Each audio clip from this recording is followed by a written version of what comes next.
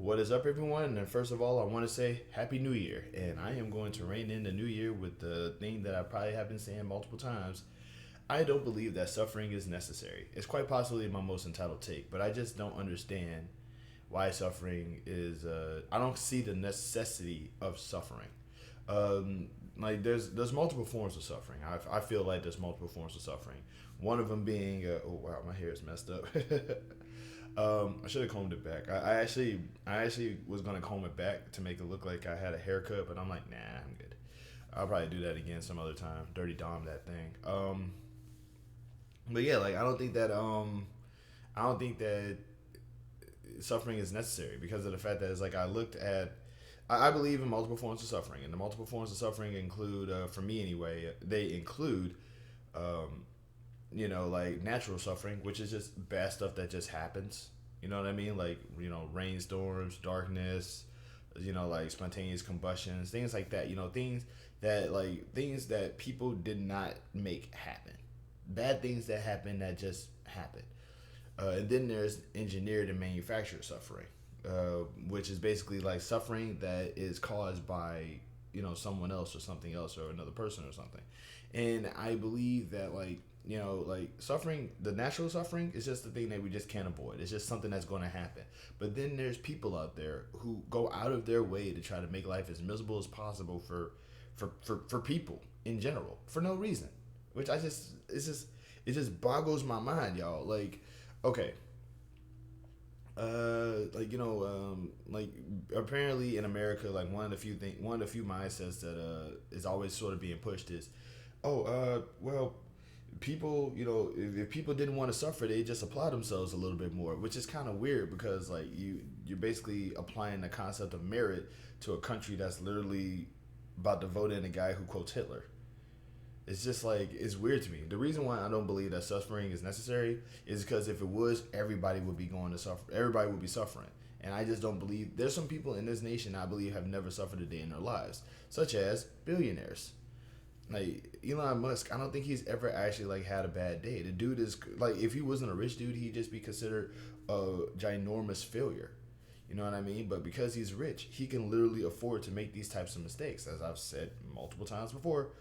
But so it's like so if that guy can do the stuff that he does and like not face any repercussions for it, then why should I have to face repercussions for something as simple as buying food that costs a little too much? It's like, oh, because I bought food, I'm gonna have a hard time paying for other things. But this guy can, you know what I'm saying? It's just like Donald Trump was born rich, and he was president before, had a ridiculously terrible term as president, and now people are gonna vote for him again because he's quoting the bad guy from World War II. So yeah, I don't think that suffering. I don't think that suffering is necessary. There's just because there's like this belief that like if you overcome suffering, if you overcome the bad stuff that is happening to you, you're gonna be a better person for it. And the people who believe that are the people who are consistently putting people through bad stuff because it's like, I'm not hurting you, I'm preparing, I'm trying to make you into a better person by getting you to overcome the bad stuff that I'm putting on you. And it's like, that's gaslighting because they are hurting you. You know what I mean? Like, regardless of the reason as to why, if somebody is hurting you, it's still hurting you, and that's still bad. You know what I mean? Like, there's multiple ways to approach a conclusion that doesn't involve harming another person. You know what I mean? Like, there's multiple alternatives, and I don't like the fact that in today's society, providing an alternative is considered a bad thing. It's just weird, man. Um, so like because it's like there's people out there who, like I say, it's I feel like the whole idea of suffering builds character or suffering helps is just gaslighting by abusive people who kind of want to just feel comfortable abusing people who will never protest against it. So because I believe that, I don't believe that suffering is necessary. At least not anymore. Because I've seen more people suffer like in the past decade alone that I feel like I should ever see in my life. And these people didn't do anything for the suffering that they got, and they're not better because of it. If anything, they've gotten worse. They've gotten more frustrated. They've gotten more angry. Like crime is a result of suffering. You know what I mean? You can't just say you can't just tell a criminal to just you can't just look at a criminal and be like, oh, that's just somebody who didn't apply themselves in college. No, some criminals literally couldn't afford to go to college because everything else is expensive. So they have to go out and get things the best way they know how. And I say this as a guy who doesn't like criminals. You know what I mean? Like I've lived in the hood long enough to understand the hardships of what it means to exist on this in this country on this planet, and it's not. And I don't think it's fair that people have to endure these things. You know, life is not supposed to be endured. It's supposed to be enjoyed. Like technology is basically us trying to enjoy life. Technology and every technological breakthrough has ultimately just been a way for us to sort of handle whatever suffering that we just happen to have. And the fact that multiple people have said technology or have access to said technology is proof that helping people is better than hurting people. But because some people just didn't get the memo that hurting people doesn't help anything, and they say, oh, actually, if not for, it's like, well, it's kind of like the whole every hero needs a villain life thing, where it's like, going, in reality, we don't need villains. We don't need villains. You know what I mean? Like, we don't need bad people. Because if we needed bad people, good people wouldn't need to exist to stop the bad people. You know? We don't need to be hurt anymore. We need to be helped. You know, because if we needed to be hurt, then helping wouldn't make sense. It's like, why are you helping that person? I was like, why are you doing a good thing when the bad thing is already happening? We should enjoy the bad thing. It's like, no, I'm not going to normalize the bad thing. You know, that's why I just don't believe that suffering is. I don't believe that suffering is necessary, because the thing that happens after the suffering is what's more important than the actual suffering itself. You know what I'm saying? There's a reason why people don't just stand out in the rain anymore, and they have roofs over their head, roofs over their head. You know what I mean? My biggest problem is like, you know, I don't believe that bad things are necessary. Nobody has ever like been inside of a house and said during a rainstorm, I should just go outside. You know what I mean? Or rather, I'm not gonna say nobody's done that. I'm pretty sure there's plenty of people who do that, but like I haven't seen them. You know what I mean? There's rarely ever people who like live in a town where there's very little crime and was like, I should go commit crime because we need crime. How often have you ever heard the phrase "we need crime"?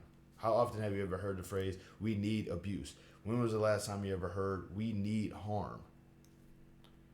If you've like, you know, if you can easily say, honestly say you've never heard that phrase before, like in basic conversation, then is it necessary? That's just my take. I know it's entitled, but you know, I wanted to do something for New Year's, but I forgot. Honestly, I wanted to hang out with my family for New Year's, but my cousin lives like an hour away from me, and I just didn't have the gas to take that trip and then come back. I would have loved to actually, like, you know, just sort of see how they were doing. I love you know, I do, like, even though we rarely speak, I do love my family. I just, you know, they're busy, they got lives of their own, and I'm just lucky to exist to some extent. So it's like, you know, I don't want to be a bother to them, and I don't, you know, like they won't bother me. It's just that I kind of do have this thing where I don't like it when I send somebody a message or like try to reach out and it's just like left on red and stuff like that. I'm not a fan of that. So rather than be left on red, I'm just saying, you know what, maybe I'll wait for them to contact me, because I'm almost always online nowadays, or rather I try to be almost always online. I try my best to be accessible, despite the fact that, you know, like I'm always moving. I'm always trying to do something. Uh, yeah, but I didn't get a chance to see my family on New Year's Day. But also, it kind of feels like it was a good thing that I didn't, because there's drunk drivers on New Year's Day. There's like there's drunk drivers, and then there's people shooting their guns. It's Texas, you know what I'm saying? So heck yeah, New Year, bang bang bang. You know what I mean? So it's like I kind of am a little bit, you know, so I am a little bit nervous about that as well. So I don't want that to be a thing, you know. But I did kind of want to. I did wish I could have just like saw my family, you know, or something. I did send my mom and my dad and my brothers Happy New Year texts and stuff like that. But it's, it just, I actually do like being around my family members, or rather, I like being around them, for the time that it means to be around them. Because granted, I'm still very controversial and argumentative, but I'm also, like, I also try my best to just sort of be, just, hey, I'm here, I exist, I love y'all, y'all doing great, I'm doing great, let's hang out, or something. So there's that. Uh, there is also, like I say, I think I said this on my podcast a few times, but uh 2024 is going to be a heavily political year, which means that I'm probably going to be ramping up the political talk and stuff like that. I'm not I want to just take this time to point out real quick. I always say this too. I'm not a fan of politics. It's just, I just feel like it's necessary to kind of get the hang of it, because there's a lot of things, there's a lot of questions about politics that can be answered if you actually care to answer them. You know what I mean? It's like going, and there's a lot of things that as a society we kind of need to do to just sort of improve things. Things are bad right now. We could actually fix them and improve them by paying attention to what's going on and acting accordingly. Like there's, like right now, the only people who are organized in America, like I'm talking about like really organized, are white supremacists. White supremacists get together, they band together, they even if they disagree on certain things, they will band together and vote for the same cause if it means strengthening their agenda. And they have like a lot of stuff already. They have the Council of National Policy, they have the Republican Party, they have Project 2025, they have like all of these things that they're trying to do to just basically turn America into what it was back in 1860, back in like 1860 or something like that. They're trying to make slavery legal. They're trying to make being black or LGBT or an immigrant. They're trying to basically turn everything that they don't like into being against the law. So all they can do is just basically make it easier for all of us to go to prison, so they can try to do the whole slavery thing, because slavery is legal in prison. It's like we can do stuff about that. We can challenge that. We can vote out the white supremacists. We can go against white supremacy in general. We can do things to actually beat these guys. We can do things to defeat this concept. Well, what about, like, Democrats are also bad? Well, then vote them out too. You know what I'm saying? Vote for the party that's going to get rid of the electoral college, because the electoral college is kind of why things are not as good as they should be right now. I'm just saying, it's like, if you the more you look into politics, the more the more I looked into politics, the more it just feels like the answer to the problems are like really obvious. And it's like the only reason why things aren't happening is because people are not doing things to fix the problem. They're just being upset because of all the steps that it takes to fix the problem. So I'm just saying, it's like you're going to get bombarded with a bunch of politics this year. It's going to be like, but just know this. The Israeli government is genociding, people in Gaza right now. It's not good. It's not pretty. And they are the bad guys right now. Saying that doesn't make you an anti-Semite. It makes you against genocide.